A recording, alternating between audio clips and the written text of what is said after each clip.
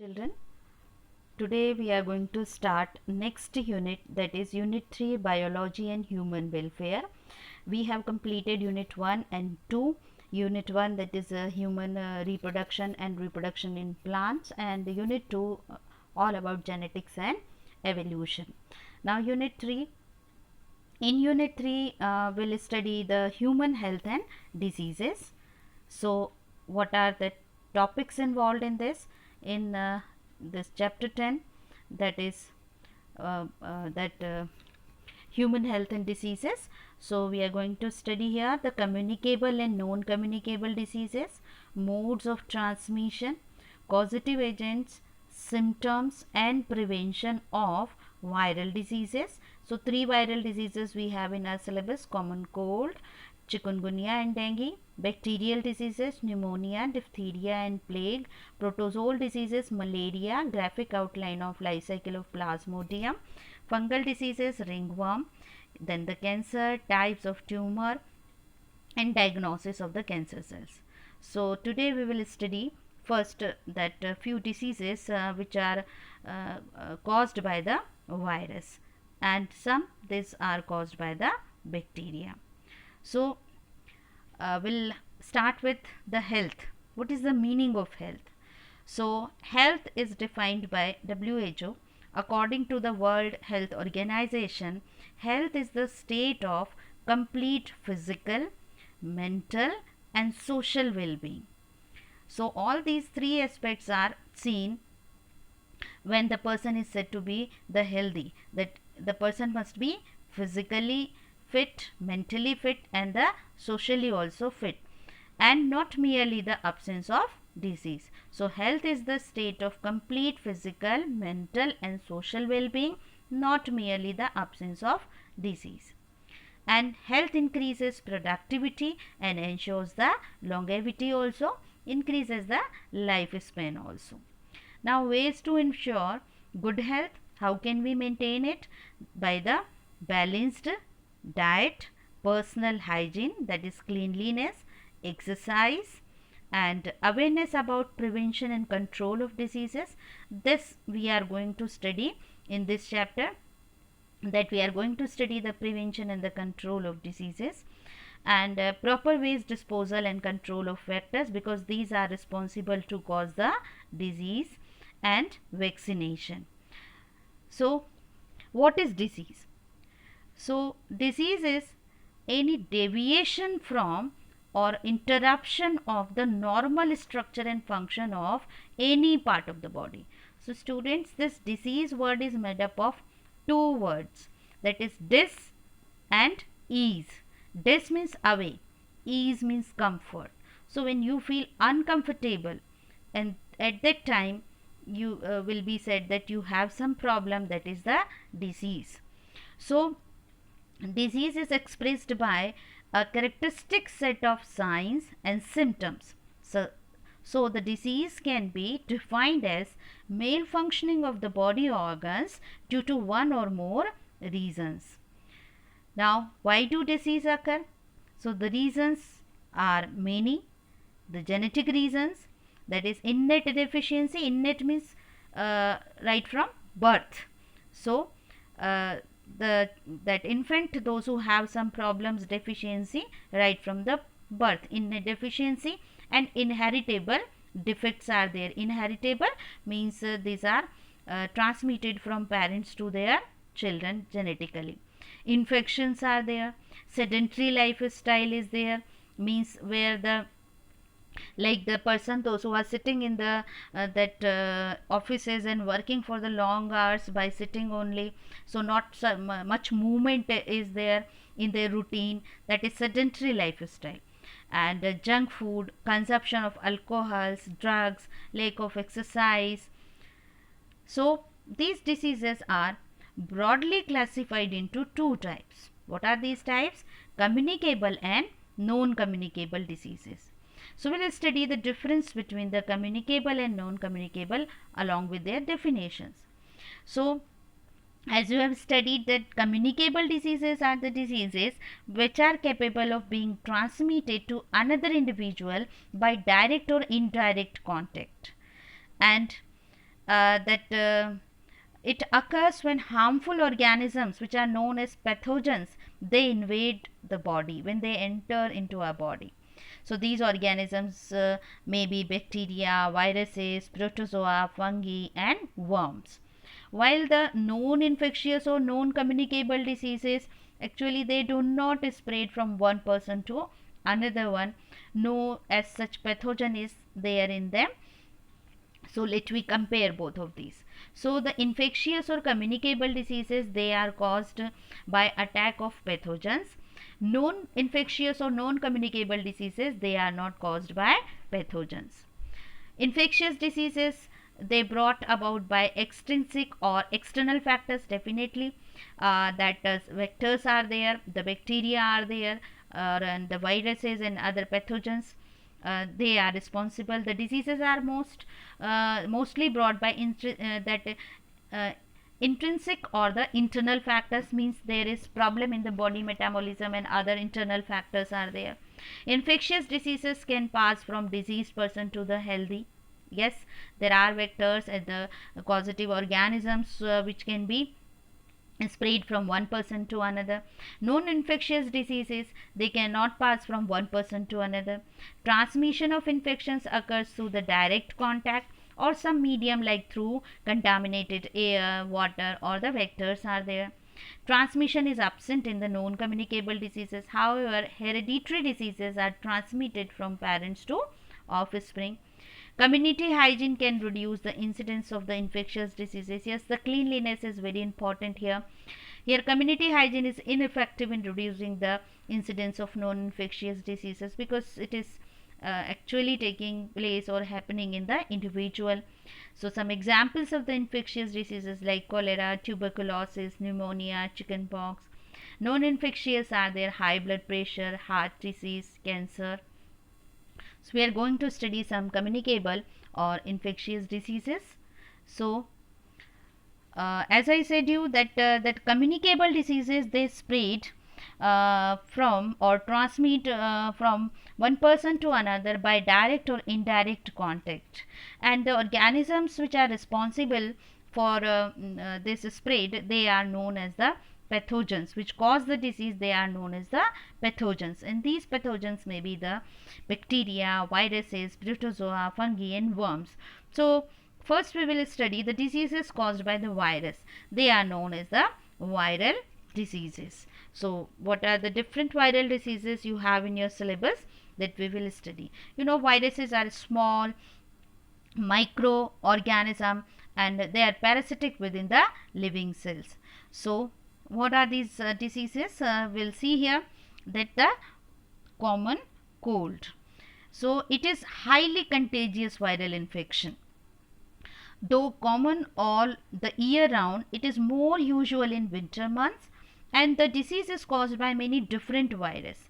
So here that the virus which is responsible to cause this disease is number of viruses are there. So they are known as the rhinoviruses. And let we see the site of infection. They infect the nose and the respiratory passage. Then spreads through, infection means transmission through the droplets. Droplets resulting released from coughing or sneezing or contaminated objects. Here symptoms are the nasal congestion and discharge, sore throat, cough, headache, tiredness. All these are the symptoms of the cold. How can we prevent it? By taking extra drinks, taking painkillers, inhale steam, extra sleep, or rest in bed assists the recovery. So these are the some methods of prevention and the treatment also. Now the next disease we'll do. Before that, some more that ways to protect yourself from common cold. You should practice it. These are: do not share towel with someone who has cold, use instant hand sanitizer, avoid touching your nose, wash hands frequently, avoid second hand smoke, avoid contact with others, use disposable tissues. So these are some practices you can means do in order to avoid this infectious disease. Next we are going to study, this is the chikungunya. This disease is means caused by the virus that is known as the chikungunya virus. So this is a viral disease and transmitted to human by the bite of infected Aedes aegypti and Aedes albopictus mosquitoes. So here vector is that responsible, means this virus is actually transmitted with the help of that by the bite of that mosquito. So these mosquitoes are there, that is Aedes aegypti and Aedes albopictus mosquito. And this chikungunya virus or this chiku virus is there, that is a member of genus alpha virus. Symptoms, that is onset of fever, severe pain in joints, swelling of lymph nodes and conjunctivitis. Sometimes it may cause internal bleeding and hemorrhage also. Prevention, no specific treatment for chikungunya. Use mosquito repellent on exposed skin. Have secure screens on windows and doors to keep mosquito out. Wear long sleeves, shirts and pants, because its treatment is not much very specific one is there, it is based on the symptoms. So the doctors may prescribe medication to give symptomatic relief to the patients. Drugs to reduce the pain, swelling and fever that appear with the disease are usually the first line of treatment. Now we'll study the next that disease, that is dengue. Here this is the disease which is caused by the virus, dengue virus is there, that is known as the dengue fever virus, DENV, and this is an RNA virus. And this dengue fever is known as the breakbone fever also. It is an infectious tropical disease caused by dengue virus. So this dengue fever virus, this is known as flavivirus also, DNV, and it is an RNA virus of the family Flaviviridae. So this is the pathogen. Then next, the transmission. It is transmitted through the bite of female mosquito, that is Aedes aegypti. As we have studied in chikungunya, here also the vector is the mosquito which is responsible to spread the virus. Here also the vector is mosquito Aedes aegypti which is responsible to spread this virus. Now symptoms are fever, headache, pain in muscles and joints, and a characteristic rash that is similar to measles. Sometimes it develops into life-threatening dengue hemorrhagic fever, resulting in bleeding, low levels of blood platelets. How it can be prevented? So treatment, here again no specific treatment, that is symptomatic only. And here that as there is no vaccine also for this, so prevention is sought by reducing the habitat and the number of mosquitoes and limiting exposures to bite. Acute dengue, if it is there, then using either oral or intravenous rehydration for mild or moderate disease, and intravenous fluids and blood transfusion for more severe cases. Paracetamol is also given for fever and discomfort. So these are some that ways to prevent the dengue. Now diseases caused by bacteria. So you know that bacteria are also the microorganisms. They are minute, microscopic, prokaryotic microorganisms, and they are known to cause a number of diseases in the human being, like tuberculosis, plague, cholera, diphtheria, dysentery, typhoid, pneumonia, tetanus. So out of them we are going to study few diseases. Here the first disease we will study, that is pneumonia. And pneumonia refers to an acute infection or inflammation of the lungs, and it is the disease caused by the bacteria Streptococcus pneumoniae and Haemophilus influenzae. So these are the bacteria which causes pneumonia here, and other protozoans and viruses also are there which are responsible for this, and the symptoms as well as the spread. So spread or the transmission is taking place through the droplets or aerosols released from the infected individual, infected person, sharing of glasses or utensils. Site of infection, alveoli. Alveoli, that is a part of lungs. So the alveolar sacs fills up with fluid and dead white blood cells, reducing the amount of air space in the lungs here, and that produces difficulty in the breathing. Symptoms: fever, chills, cough, headache, and the that lips and nails become grey in the severe cases.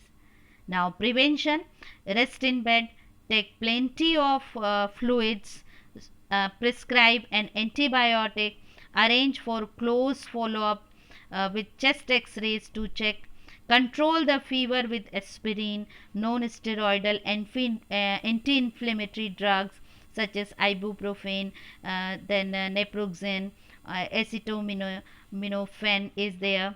So these are some medicines which can be taken in the treatment. And diphtheria, next disease is the diphtheria. So diphtheria, it is caused by the pathogen that is the Corynebacterium diphtheriae, and transmission is there. This bacteria usually spread from person to person through respiratory droplets like from coughing or sneezing. Symptoms: the initial symptoms of diphtheria are flu-like but worsen to include fever, swallowing problems, means person cannot swallow the food, so swallowing problems, hoarseness, and large lymph nodes, coughing, and shortness of breath. Some patients may have skin involvement also, producing skin ulcers. Prevention: diphtheria is one of the vaccine preventable disease. The most effective way to prevent diphtheria is to vaccinate people. Like in infants it is done, like DPT is one of that vaccine you have studied, D for diphtheria, P for pertussis, and T for tetanus. Combination of these three vaccine is given to the infants. The first treatment is the antibiotic erythromycin as the first line therapy for patients older than the 6 months of age, and for patients who are younger or who cannot take erythromycin, the doctor recommends them intramuscular penicillin. The second treatment is the administration of the diphtheria antitoxin. So here vaccine is available for this disease. Then the next disease is plague. Plague is also an infectious disease caused by the bacteria called as Yersinia pestis. And there are two main clinical forms of plague. They are the bubonic and pneumonic. Bubonic plague is most common form and is characterized by painful swollen lymph nodes, that is known as buboes, hence the name is here said as bubonic. Transmission: these bacteria are found mainly in rodents, particularly rats, and in the fleas that feed on them. Other animals and humans usually that contract the bacteria from rodents or flea bites. So this was the transmission. Symptoms: flu-like symptoms like fever, headache, chills, weakness, and swollen tender lymph glands called buboes, hence the name bubonic. Prevention: prescribe specific antibiotics, generally streptomycin or gentamicin. Avoid direct contact with infected body fluids and the tissues. To take precautions against flea bites and not to handle animal carcasses. So students, this is all about the bacterial and the viral diseases as per the syllabus we have completed. So go through the book, read it from the book also, and ask your doubts.